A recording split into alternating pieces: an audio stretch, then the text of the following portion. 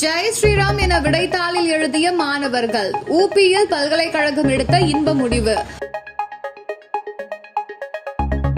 உத்தரப்பிரதேசத்தில் பல்கலைக்கழக தேர்வு விடைத்தாளில் ஜெய் ஸ்ரீராம் ஜெய் ஹனுமான் என்று எழுதிய 4 மாணவர்களுக்கு 50% மேல் மதிப்பெண் வழங்கப்பட்டிருக்குது.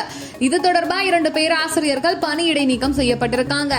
கிழக்கு உத்தரப்பிரதேசத்தின் ஜோன்பூர் வீர் பகதூர் சிங் பூர்வாஞ்சல் பல்கலைக்கழகம் இருக்குது.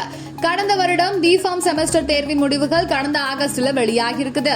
இதுல நன்கு படிக்கிற மாணவர்களை விட அதிகமாக 4 பேருக்கு 50% முதல் 54% வரை மதிப்பெண் கிடைத்திருக்குது.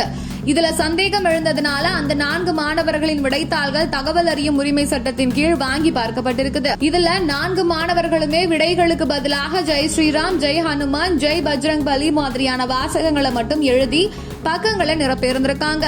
இன்னொரு மாணவர் கிரிக்கெட் வீரர்களோட பெயர்களை எழுந்திருக்காரு. இந்த விவகாரத்தில் விசாரணை கோரி பல்கலைக்கழக முன்னாள் மாணவர் திவ்யான்ஷா சிங் புகார் அளித்தார்.